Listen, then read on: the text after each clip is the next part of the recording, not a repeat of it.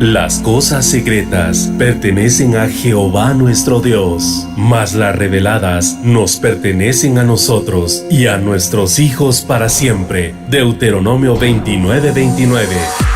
A continuación, tu programa Misterios Revelados en las Sagradas Escrituras. Un espacio para profundizar en el estudio de la Palabra de Dios. Comunícate al teléfono 631-648-7723. Misterios Revelados en las Sagradas Escrituras. Con ustedes, el pastor Werner Meyer. Cosas con sus manos.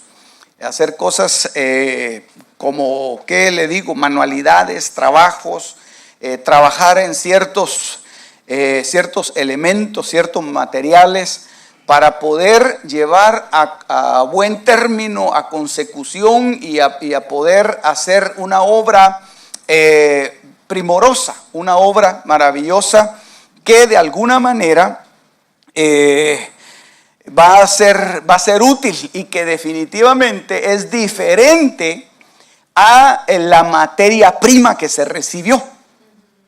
Hay una transformación. Entonces el artesano tiene esa característica, esa facultad, el tener ese arte para poderlo hacer sin echar a perder el material que se está trabajando. Por eso es que se llama artesano, porque es un artista, es un artífice, es alguien que hace algo y que trabaja y que de alguna manera alguien que es principiante puede echar a perder la materia que está trabajando. Alguien que es principiante puede llegar a destruir y entonces lo que va a pasar es que hay que desechar eso y traer un material nuevo para poder hacer la obra. Pero estamos hablando, hermano, de que ese no es un artesano realmente. Ese es un aprendiz, un principiante, un neófito, un nuevo, alguien que todavía no ha llegado a tener las calidades y las capacidades que tiene precisamente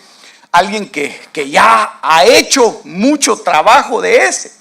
Entonces yo quiero hablarle precisamente de este tema, de la casa del artesano, porque la materia prima, quizá usted ya se está imaginando de qué le voy a platicar, pero la materia prima somos nosotros, hermano.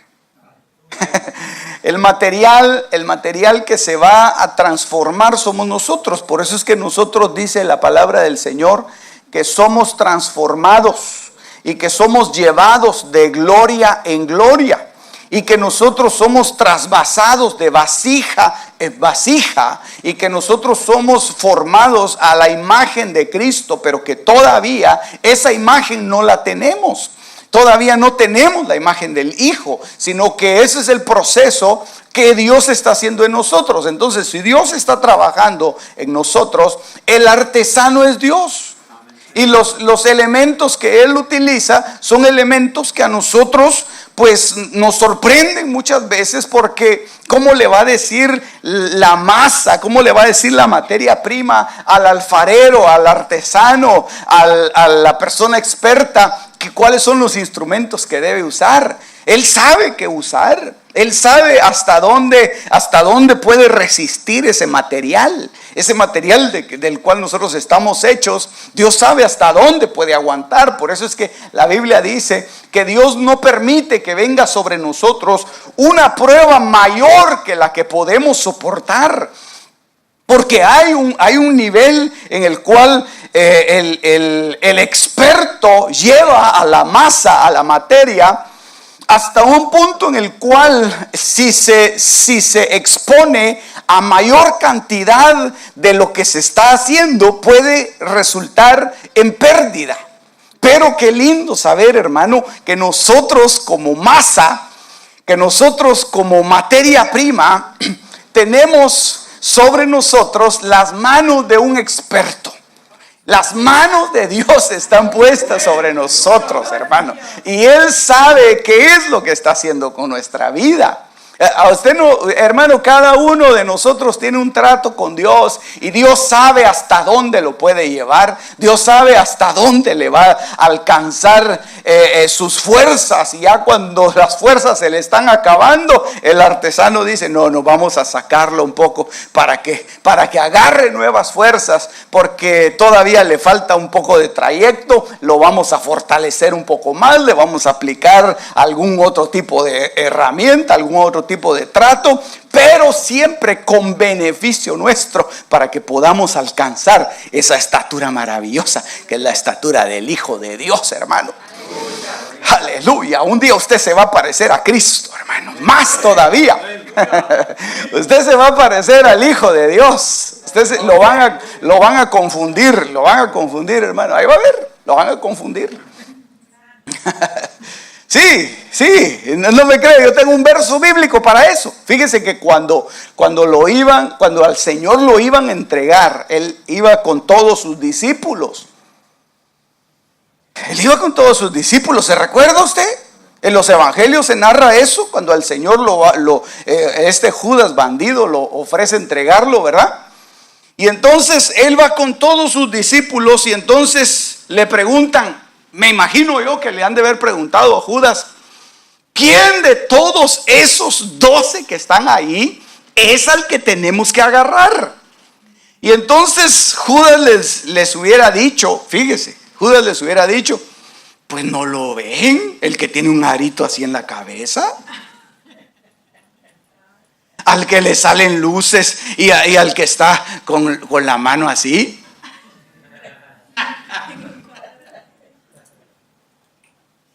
Pero no, Él dijo: el que yo besare, ese es. Y entonces se acercó y usted ya sabe, ¿verdad? Le dio un beso al Señor y entonces lo identificó. ¿Por qué? Porque todos se parecían, hermano. Porque todos andaban con el Señor, habían estado con el Señor 3 años y medio y definitivamente ellos habían sido transformados por las manos preciosas del Maestro de Galilea. Aleluya. Ellos habían sido transformados por Jesús y entonces se llegaban a parecer a Él. Tenían el mismo modo de hablar, tenían las mismas expresiones. Tenían muchas veces los mismos deseos, los mismos pensamientos, tenían la misma ropa, no había diferencia entre uno y otro, hermano. ¿Por qué? Porque ellos habían estado cerca del alfarero y se habían dejado formar por el alfarero, y la imagen del alfarero se había trasladado hacia ellos. Y por eso es que nosotros debemos de dejarnos transformar, para que la imagen se traslade hacia nosotros. Ok, vea este versículo que tengo aquí, Mateo capítulo 13, verso 53. Dice: y aconteció que acabando Jesús estas parábolas, se fue de ahí y venido a su tierra les enseñaba en la sinagoga de ellos, de tal manera que ellos estaban atónitos y decían, oiga, hermano, ¿cómo decían estos hombres? ¿De dónde tiene esta sabiduría y estos milagros? No se llama dice: ¿no es este el hijo del carpintero? ¿No es este el hijo del carpintero? Entonces, uno de los artesanos que yo encuentro en la palabra, hermano, y encontré muchos, pero uno de los que yo encontré, fueron 10 prácticamente, que trabajan con 10 distintos elementos. Pero qué cosa más tremenda, porque si usted mira el significado de los números, el número 10 representa la totalidad de algo. Entonces, cuando nosotros encontramos 10 artesanos con distintas características, que usan distintos materiales, podemos ver, hermano, que la totalidad del trabajo que Dios va a hacer en nosotros, la va a hacer el Señor a través de diferentes situaciones y utilizando diferentes técnicas que están escondidas aquí en la palabra y que hay que entenderlas, hermano, de lo que Dios quiere decirnos a través de cada una de estas características que tienen estos hombres. Dice aquí, no es el hijo del carpintero. Ahora, ¿por qué preguntaron el hijo del carpintero? Y dice también aquí, no se llama su madre María y sus hermanos Jacobo, José, Simón y Judas. Si usted va a buscar la palabra carpintero en el diccionario, usted va a encontrar que esta palabra carpintero se puede traducir también, yo lo apunté acá, se puede traducir un trabajador en madera. Eso es obvio, ¿verdad? Pero la otra traducción que se puede hacer también es un artista. No de los artistas que ahora hay ahí en Hollywood, hermano. Que esos ya no merecen ser llamados artistas. Esos son puros negociantes. Ya ni arte hacen, hermano. No sé si usted ha oído las canciones. Yo sé que usted no oye canciones del mundo, ¿verdad? Pero a veces entra uno a algún lugar y dice, pero ¿y esa canción? Esa canción no dice nada. Así como me pasaron un video, un hermano por molestar una canción que no decía nada. Bueno, por ahí anda ese video, ¿verdad? Pero un trabajador en madera, un artista, un poeta. Mire, hermano, lo que le estaban diciendo a Jesús. ¿No es este el hijo del poeta? ¿No es este el hijo del artista? Y dice acá, ¿no es este el hijo de un fabricante de canciones? Porque esa es una de las traducciones que se utiliza para la palabra carpintero. Un fabricante de canciones. Entonces, mire qué cosa más linda, hermano. Porque cuando Jesús se manifiesta al pueblo y cuando Jesús pasaba por las calles de Jerusalén, cuando iba por las ciudades predicando, en un día de estos él se encuentra con un ciego que se llamaba Bartimeo. Y Bartimeo le empieza a decir, pero él no le dice, hijo del carpintero, ten misericordia de mí. Sino que Bartimeo, hermano, en medio de su necesidad, le alcanza a decir, hijo de David, ten misericordia de mí. Pero al final de cuentas le estaba diciendo, tú eres el hijo del artesano, el que fabricaba instrumentos musicales. Tú eres el hijo de David, el que fabricaba canciones. Tú eres eso, esa canción que fabricó ese artesano, esa canción eres tú.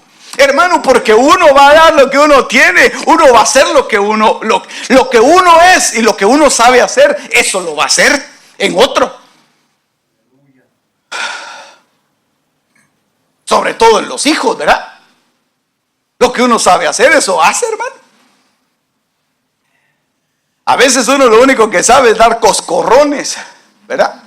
Patojo, malcriado. Eso es lo que uno sabe hacer. Pero ya cuando uno, hermano, cambia. Por eso qué cosa más tremenda, hermano. Porque generalmente lo que es el padre, el hijo aprende a hacerlo. Si el padre es doctor, el hijo quiere ser doctor. Si el padre es político, el hijo quiere meterse a la política también. Si el padre es negociante, el hijo aprende a hacer negocios, hermano. ¿Por qué? Porque el padre lo que está haciendo, tal vez de una manera no directa, pero de una manera natural, es trasladarle lo que él hace y trasladarlo y ponerlo en aquella materia que tiene ahí a disposición. ¡Ja! ¡Qué cosa más tremenda, hombre! Entonces aquí, hermano, ellos le están diciendo, hay un carpintero en el cielo que está trabajando con esa herramienta, que está trabajando con esos instrumentos para poder fabricar algo maravilloso, para poder hacer una imagen preciosa, para poder llevar a completar esa tarea que se le encomendó. Y ese carpintero, hermano, esa tarea del carpintero es la tarea que Cristo hace, que el Señor hace en nosotros. Amén. Por eso es que a veces usted siente, hermano, que le están dando de martillazos. Por eso usted a veces siente, hermano, que lo están serruchando. Y dice, ay, cómo duele. Sí, porque el carpintero está haciendo la talla. Está usando aquella cosa, ¿cómo se llama? El buril, creo que se llama, ¿verdad? ¿Verdad? Eso que usted sabe, ¿verdad?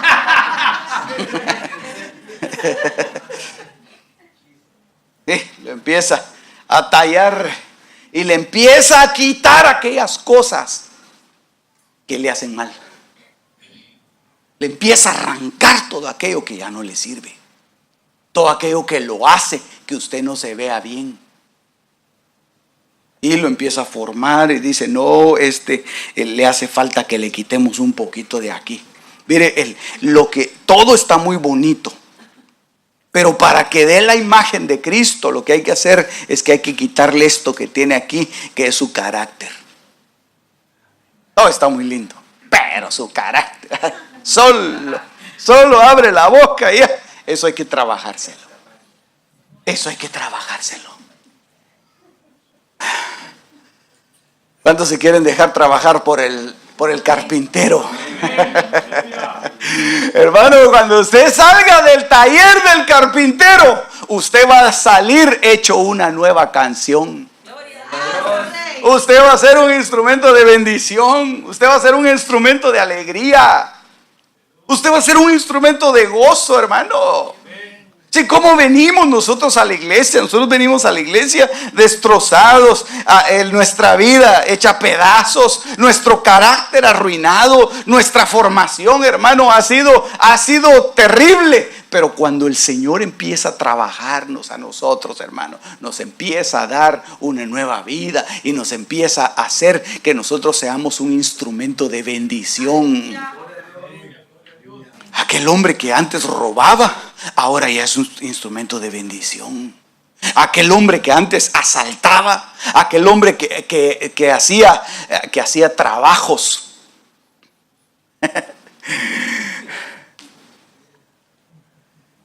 terribles, ahora ya no.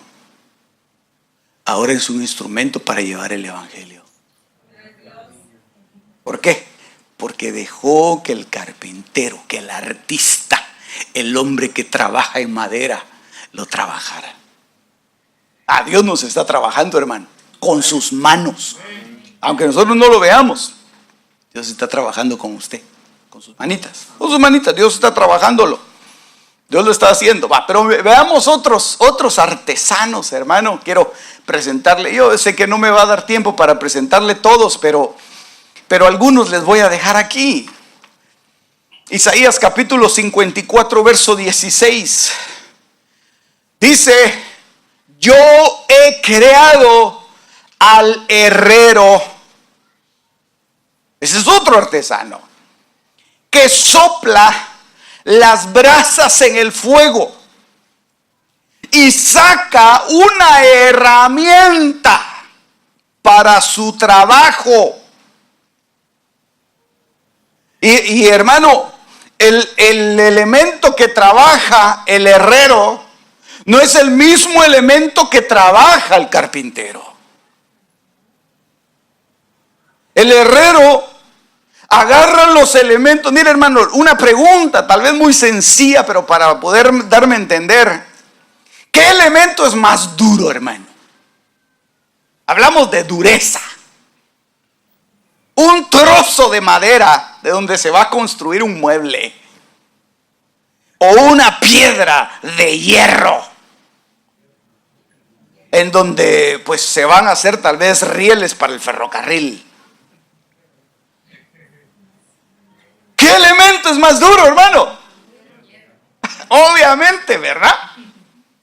Mire pues las preguntas que yo le hago. El elemento más duro es el hierro. Entonces, una de las cosas que Dios hace es que hay a veces áreas en nuestra vida que necesitan ser trabajadas por el herrero. Hay áreas en nuestra vida que no pueden ser trabajadas por el carpintero. Hay áreas en las cuales el Señor necesita meter al fuego. Por eso es que dice aquí, el herrero sopla las brasas en el fuego. Yo me imagino ese trozo de hierro, hermano, mal formado. Y entonces el trozo de hierro se le queda viendo al herrero, y el herrero empieza a soplar las brasas en el fuego, hermano. Y se empieza a avivar el fuego. Y el hierro empieza a pensar, ahí me van a meter a mí. Y está asustado porque ve que el herrero, hermano, ya se puso hasta sus guantes, se puso las cosas que se ponen en la cara. Y empezó a agarrar sus tenazas para agarrar ese trozo de hierro. Ese trozo de hierro no quisiera que lo metieran al fuego, hermano. Pero es necesario, porque no se puede quedar así. Entonces, cuando hay áreas en nuestra vida que son muy duras, tenga la seguridad de que lo van a trasladar al taller del herrero. Que lo van a llevar. Esté muy contento porque iba al taller del carpintero, pero ahora dice, no, esto está muy duro. Esto no sale solamente así con martillazos y con ese instrumento que usted dijo. No, hay que meterlo al fuego. Y se lo llevan al herrero, hermano. Y le dice, trabaja con esto. Ay, hermano, el herrero empieza a verlo para ver en dónde le va a dar el... Mire, hay gente que ha tenido una vida dura, hermano. Hay gente que ha tenido una vida dura. Yo me recuerdo en la palabra que había un hombre que perseguía a la iglesia. Había un hombre que se llamaba Saulo de Tarso. Y que él perseguía a la iglesia y se iba a meter a los lugares en donde estaban los cristianos, los arrastraba a las calles y los apedreaban. Y ahí estaba él, hermano, respirando deseos de venganza para poder matar a todos esos cristianos. Yo no sé en cuántas ejecuciones él había estado presente, pero por lo menos la Biblia detalla de que él estuvo presente cuando mataron a Esteban. Ahí estaba Saulo de Tarso aprendiendo las técnicas de tortura. Ahí estaba Saulo de Tarso viendo y deleitando sus ojos, viendo cómo el otro lo agarraban a pedradas y cómo lo destrozaban, hermano, porque no eran piedras pequeñas, eran unas piedras como para matar a una persona. Entonces, la muerte por lapidación, él estaba muy acostumbrado. Las torturas, él estaba acostumbrado, hermano. Discúlpeme, Saulo de Tarso no era un hombre bueno. Por eso es que todos le tenían miedo cuando él llegó a la iglesia. Ya se había convertido y todos se salían despavoridos. Llegaba el apóstol Pablo al culto y toda la gente decía, oh, siento de Dios irme a otra iglesia, decían. Imagínense qué fama tenía, hermano. Los mismos apóstoles no le creían. El apóstol Pedro lo miraba de reojo y decía, póngale el ojo. Ahí estaban todos los diáconos, hermano, cuidando a Saulo para ver qué hacían, dónde estaban las salidas de emergencia. Ya tenían hasta un plan por si él los llegaba a atacar, hermano. Mire, él era tan terrible, que el Señor tuvo que dejarlo ciego. Mire la conversión del apóstol Pablo. El Señor tuvo que meterlo en una ceguera y estuvo ciego varios días. Lo tuvo que encontrar en el camino a Damasco. Él iba persiguiendo a la iglesia. Él iba con odio en su corazón. Él era un hombre extremadamente religioso. Qué cosa más tremenda, porque el extremismo religioso lo lleva a uno a cometer cualquier acto de barbarie en nombre de Dios.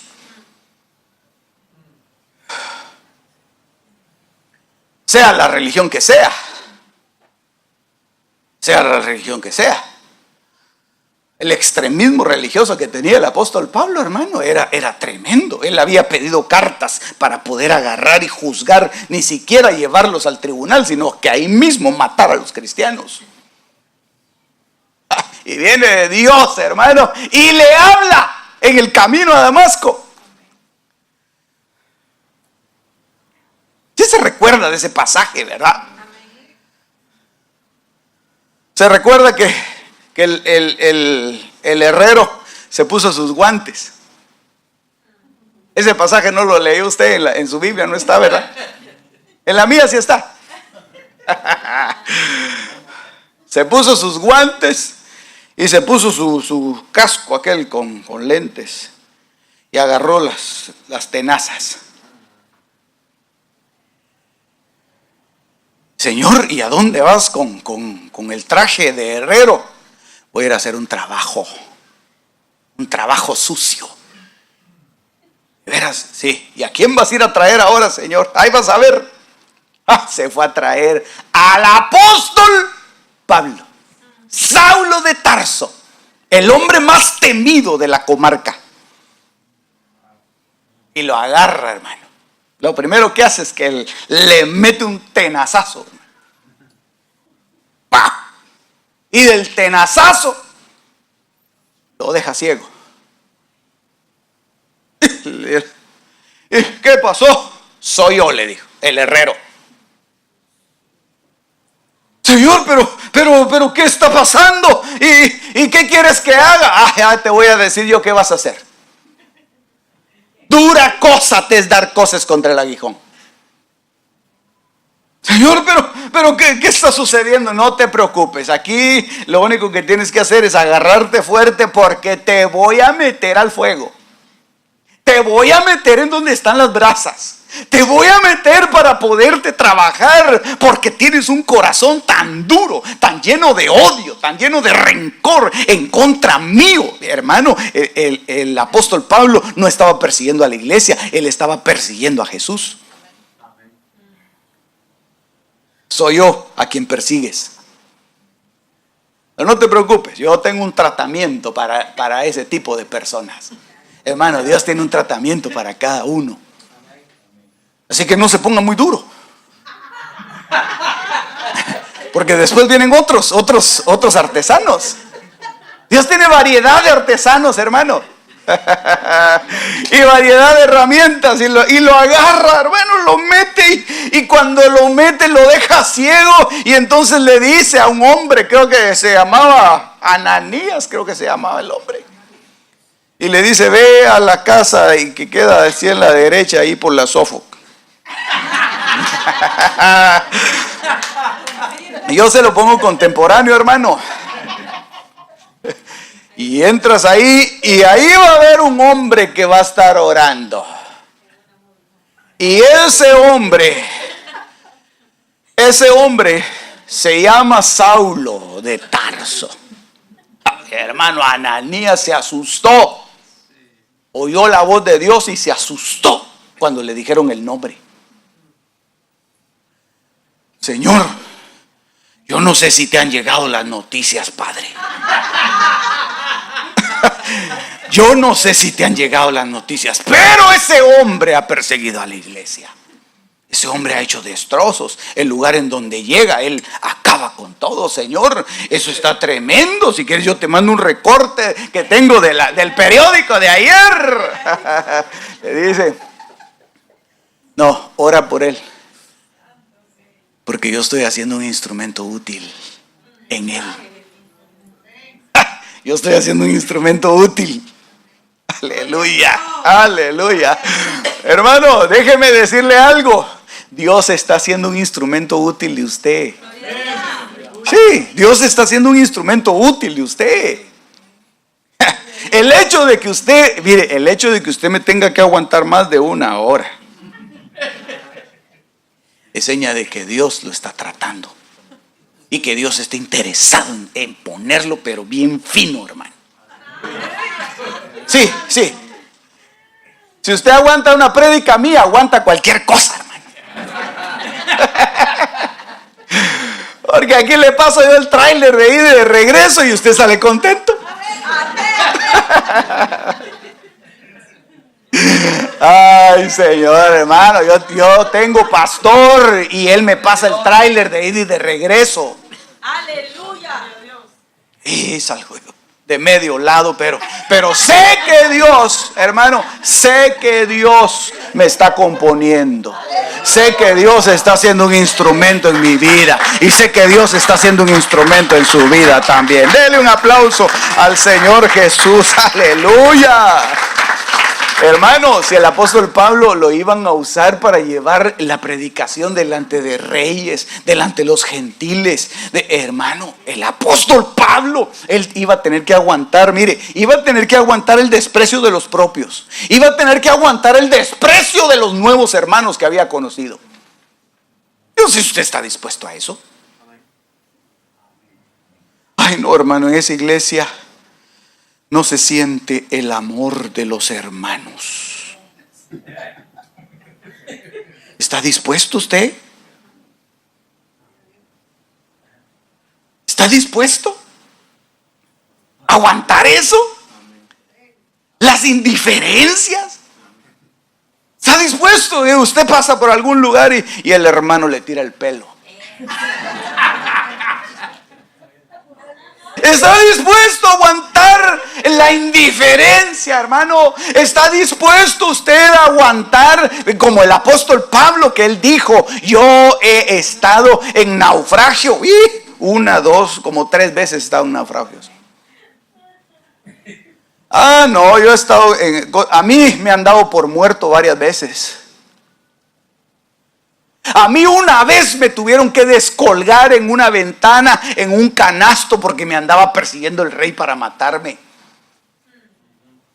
Yo me he ido a meter entre los falsos judíos. Yo he estado también en medio de las murmuraciones de los hermanos. Ahí he estado yo y me he aguantado. ¿Por qué, hermano? ¿Por qué? Porque él venía del taller del herrero. Él venía del taller del herrero y del taller del herrero salen buenas herramientas. Él no es un chapucero, hermano. Él no es alguien que hace las cosas. Fíjense que yo estaba viendo un documental hace algún tiempo de esos documentales interesantes, ¿verdad? Que dice How is Made. No sé si usted lo ha visto alguna vez, ¿verdad? Y ahí me llamó mucho la atención porque decía: ¿cómo se hacen los mejores cuchillos? Decía. Dije, vamos a ver, ¿verdad? ¿Cómo se hacen los mejores cuchillos? Y mire, hermano, los hacen a mano. Y dice que la hoja tiene diferentes capas de metal y diferentes tipos de metal. Y entonces hacen una hoja, la meten al fuego, la martillan, le dan duro. Ya cuando la hoja está bien, agarran la otra y la ponen y la vuelven a meter al fuego. Y ajuntan las 2 hojas.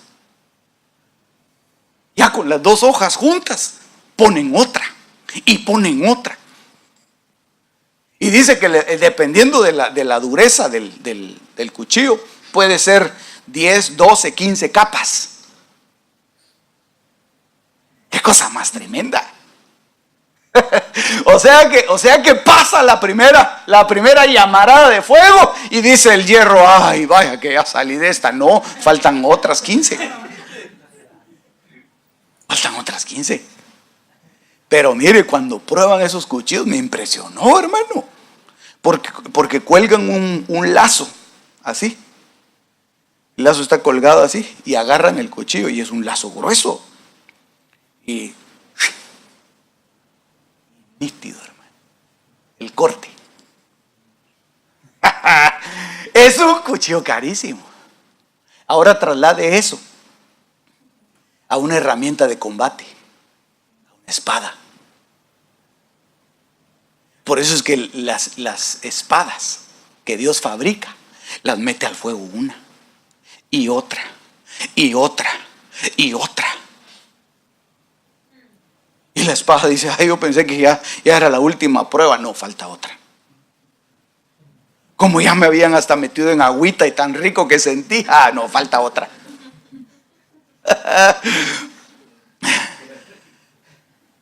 Como ya hasta me habían dado vacaciones y hasta me aumentaron en el trabajo, pensé que ya estaba afuera y ahorita me lo acaban de quitar otra vez. Falta otra. Y falta otra. Y falta otra. ¿Por qué? Porque cuando salga esa espada, hermano, los enemigos van a temer. Los enemigos te van a temblar. Los enemigos te van a tener miedo. Esos enemigos que han estado fastidiando ahí en tu trabajo, en tu casa, te van a temer. Ahí están los enemigos contentos, haciendo destrozos. Pero cuando tú te pares, van a temblar y van a decir, no, de aquí mejor nos vamos. Ya se enojó el jefe. Ya no vamos a molestar porque aquí vamos a salir sin cabeza. Esa es la herramienta que Dios quiere hacer de ti. Así que en el nombre de Jesús, dile, Señor, yo soy un instrumento de bendición. Yo soy un instrumento de batalla. Aleluya. Y estoy dispuesto a llegar a las últimas consecuencias. Aleluya. ¿Cuántos dicen amén? Amén. Gloria a Dios. Vemos otro artesano, hermano. Me da tiempecito, por favor. Jeremías 18:3. Ay, qué lindo hermano. Mire, entonces descendí a la casa del alfarero. Oh, este es otro artesano. Este es el alfarero. Y ahí estaba el alfarero, hermano. Ay, el alfarero, tan paciente que es el alfarero. El herrero no. El herrero trabaja en un lugar en donde hay suciedad, en donde están las herramientas ahí, donde hay brasas, donde hay carbón, donde está sucio. Ahí trabaja el herrero, pero el alfarero no. El alfarero trabaja con sus manos y hace cosas delicadas, hace cosas preciosas. Y entonces lo empieza a formar. Dice, descendí a la casa del alfarero y ahí estaba el alfarero sentado en su rueda. Iba de darle vueltas a la rueda, trabajando.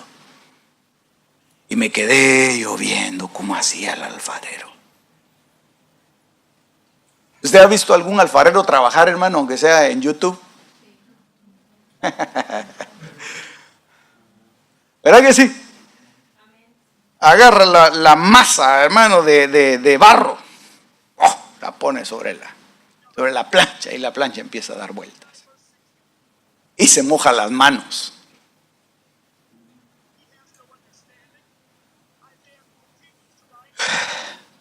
Esa agua quiere decir la palabra.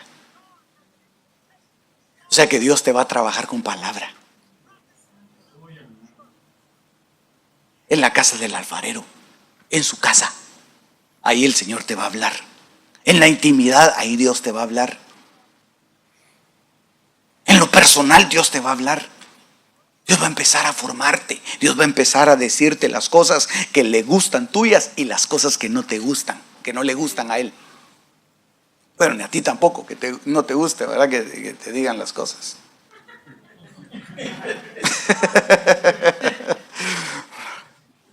Señor, pero así soy yo. No tengas pena, sigue dando vueltas aquí la rueda, yo te voy a arreglar bien bonito, ahí vas a ver. Y empieza la masa a dar vueltas, hermano. Y el alfarero empieza.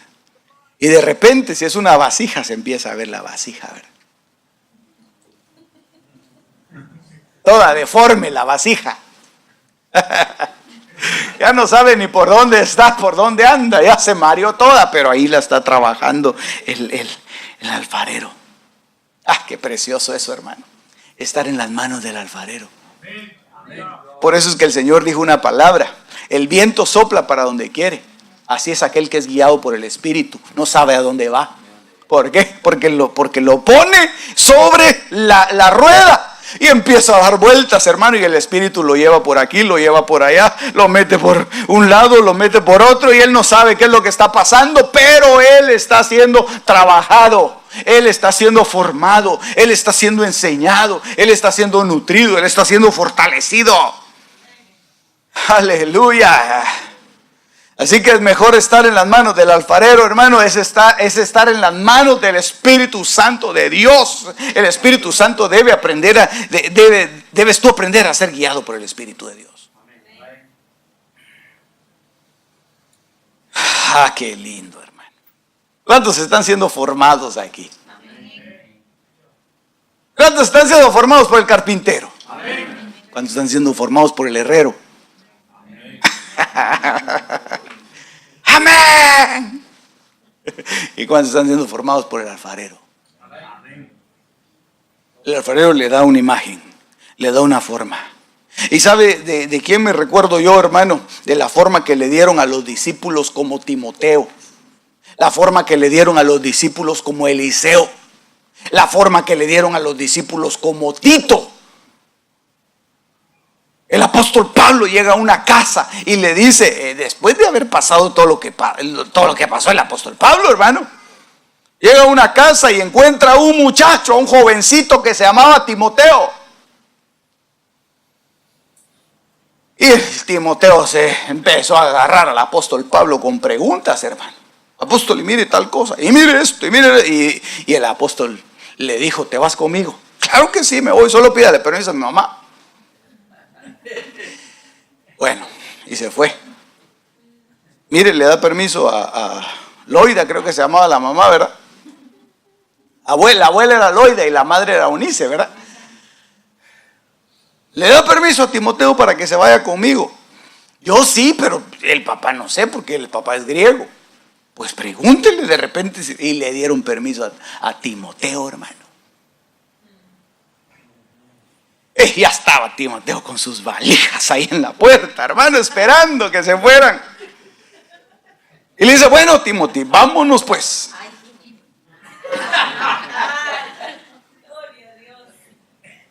Y Timoteo empezó, hermano. Y él empezó a ser formado a los pies del apóstol Pablo. Él veía cómo el apóstol Pablo actuaba y así quería actuar él. Él veía lo que el apóstol Pablo hacía y así quería ser él. Y empezó a ser formado, hermano, a los pies del apóstol. Tanto así que Timoteo es dejado a cargo de una obra como apóstol también. Porque se dejó formar en la rueda del alfarero. El apóstol Pablo le decía, bueno, hoy nos vamos a embarcar a tal lado y entonces ahí te encargo que mañana estés tempranito porque nos vamos. Amén, decía él. Él estaba en la rueda.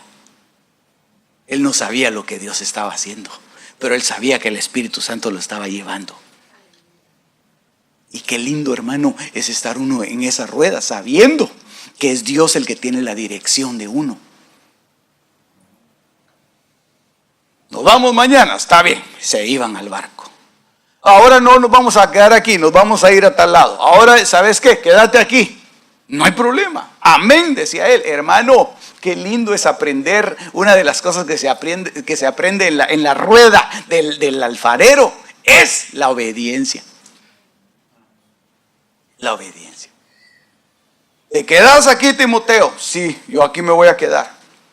Y te encargo que hagas obra de evangelista. Perfecto, apóstol Pablo. ¿Qué más? Bueno, también te encargo que no te olvides del fuego que hay en ti, que lo avives siempre. Sí, apóstol Pablo, aquí lo vamos a estar haciendo de esta forma. Y también busca hombres fieles, que sean idóneos para enseñar. ¿Puedo llamar a mi papá? No.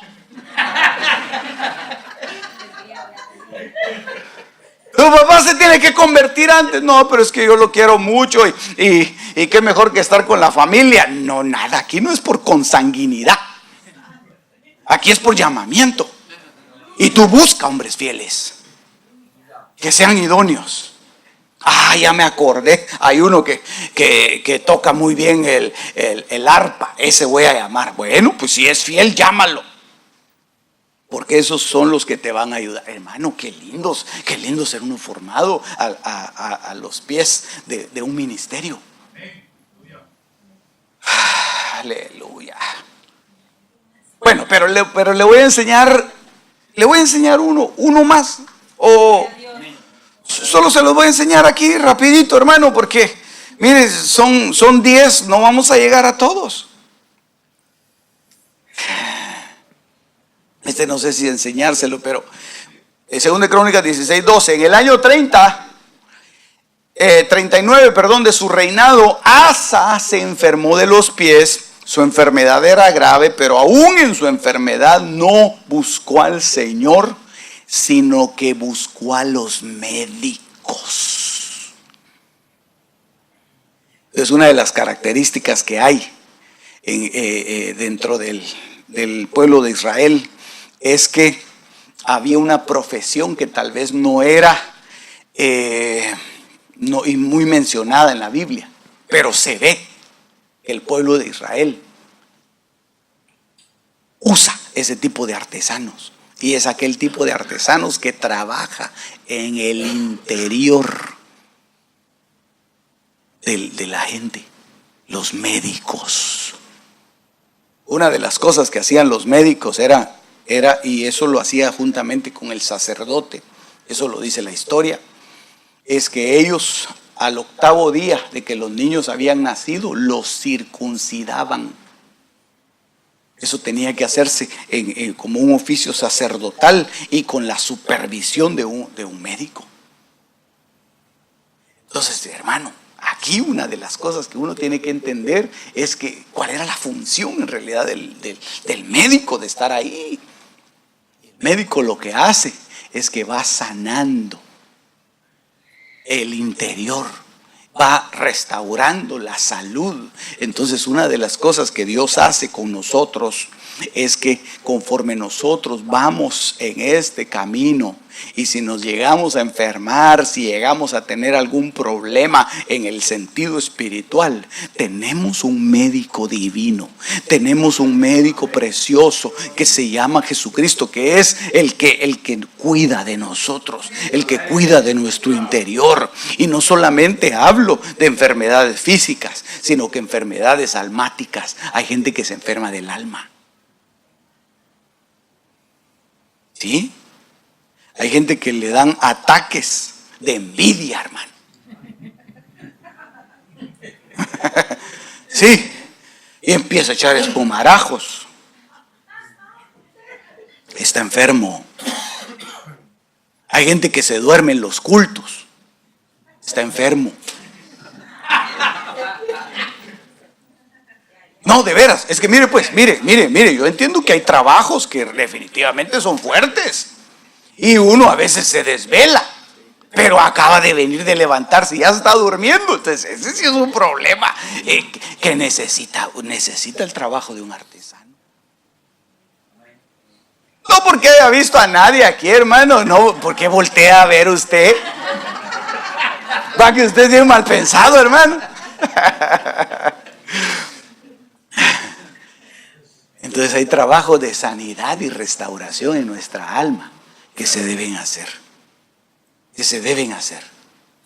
Y este es un trabajo maravilloso. Pero yo quisiera detenerme aquí, en Amós 7:8. Y aquí este es el último que le voy a decir. Luego tal vez otro día le platico de los otros artesanos, pero Amós 7:8 dice: Jehová entonces me dijo, ¿qué ves, Amós? Y dije, una plomada de albañil.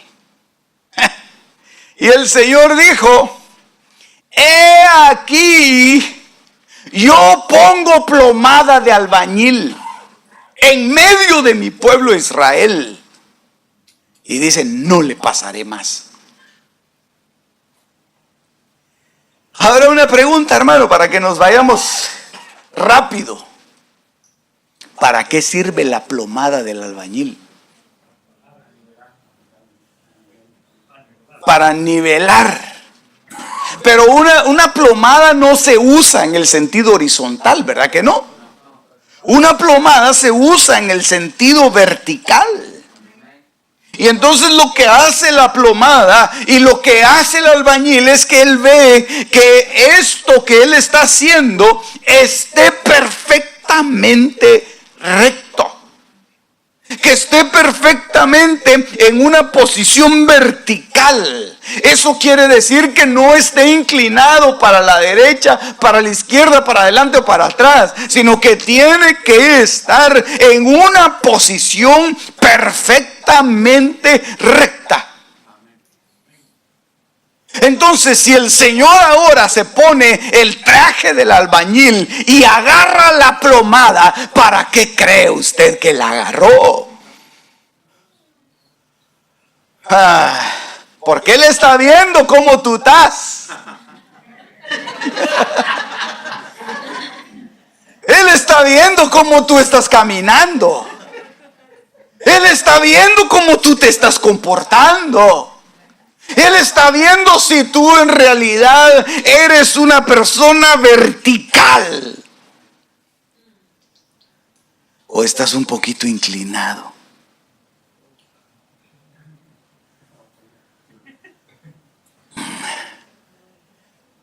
O tal vez estás muy echado para adelante, puro Michael Jackson.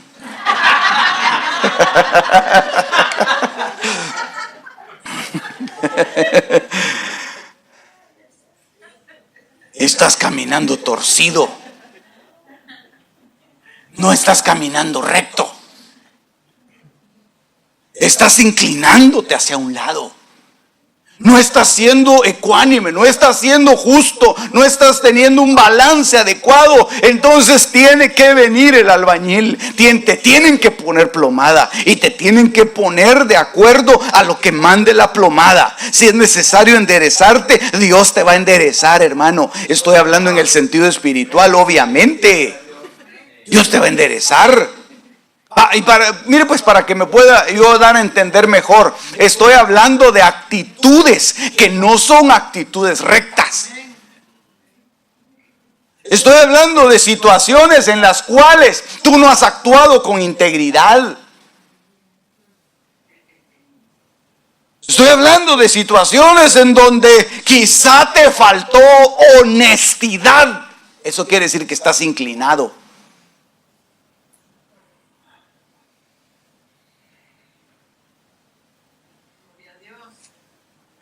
Y tal vez te justificaste.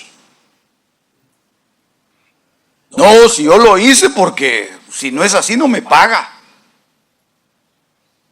No, yo lo hice porque si no ya piensan que uno de una vez es tonto y se quieren montar en uno y por eso es que yo actúo de esa forma. Entonces yo te digo una cosa.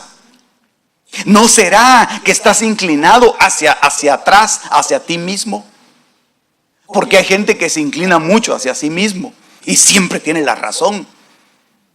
Y hermano, ¿y usted hizo tal cosa? Sí, pero le voy a explicar por qué. Porque mire, yo esto, aunque haya sido una injusticia.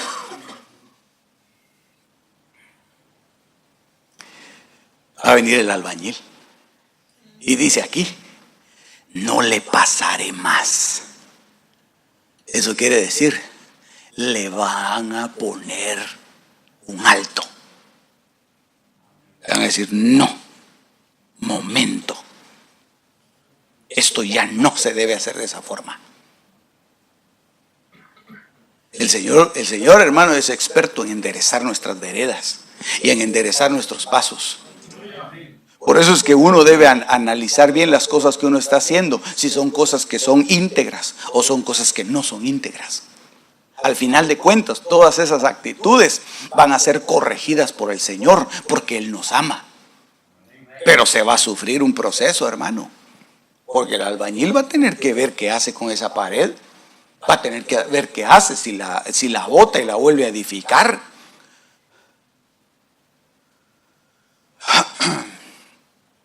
Yo creo que una de las cosas que tenemos que pedirle al Señor, hermano, es: Señor, yo quiero ser íntegro. Yo quiero ser correcto. Yo quiero decir las cosas. Lo mismo que digo de frente, lo mismo digo detrás. Eso es integridad.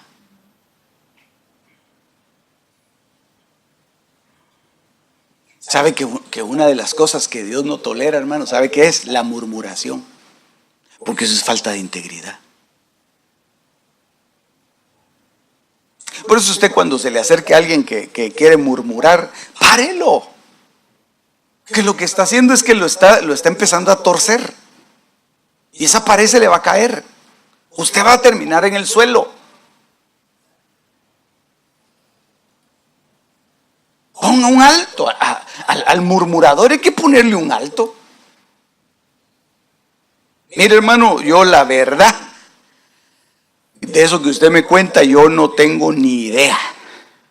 Pero si quiere, le preguntamos al pastor. No, yo nomás decía, porque mire, las cosas son bien difíciles en el día de hoy. Ya no desconfía uno de la gente, sino del tiempo. Dice. Siempre hay un zafe, ¿verdad? Lo que pasa es que es un murmurador. Lo que pasa es que no tiene integridad. No tiene el valor para poder enfrentar esos problemas.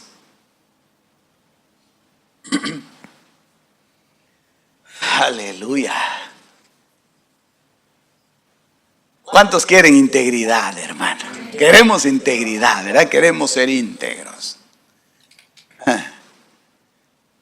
Pero mire, pues, a veces usted no siente que se está torciendo un poquito.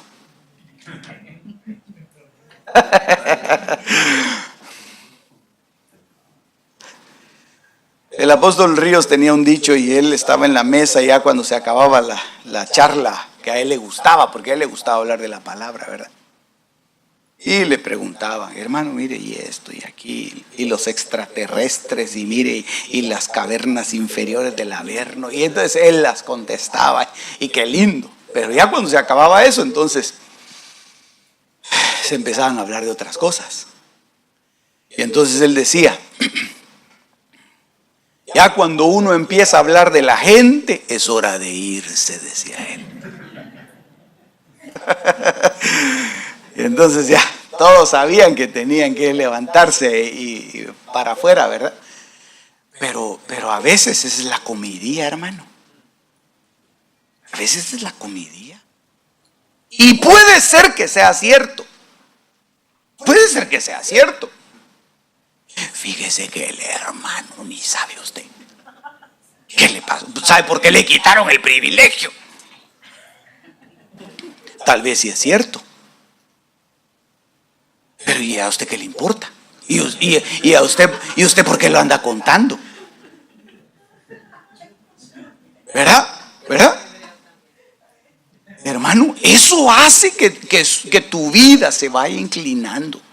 Y que empieces a caminar de una manera que no es agradable delante del Señor. Por eso es que a Abraham el Señor le dijo: sé perfecto y camina delante de mí. Le dijo el Señor a Abraham. Y entonces cuando Abraham empezó a caminar, el Señor lo empezó a ver y dijo: no, este camina en integridad. Este camina íntegro. Este es recto en sus actos. Entonces qué lindo que Dios dé testimonio de uno, ¿verdad?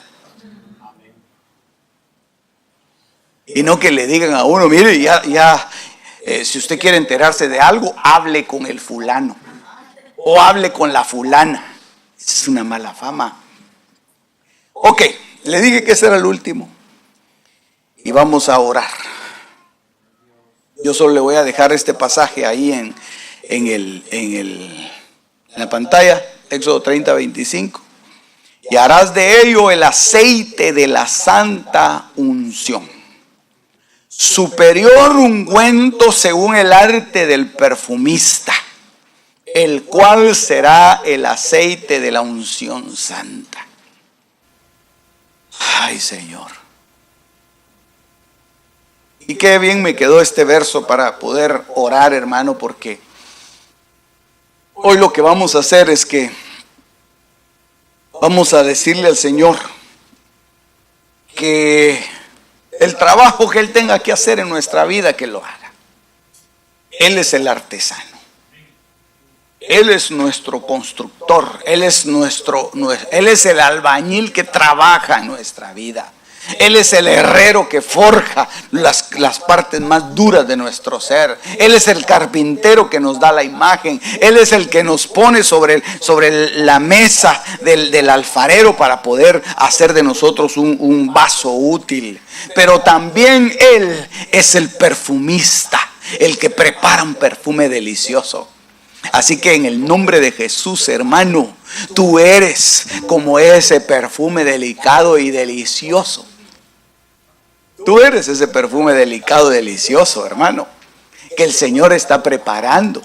Y el perfumista, al final de cuentas, lo que va a hacer es que va a provocar un aroma en tu vida. Eso es lo que va a hacer el perfumista.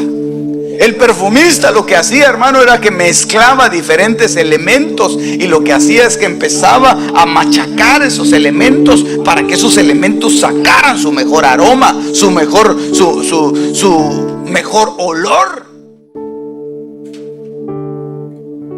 Y entonces, en el nombre de Jesús, hermano, Dios está provocando en esta hora que tú te conviertas en un perfume, en un óleo precioso con el cual se pueda adornar un ambiente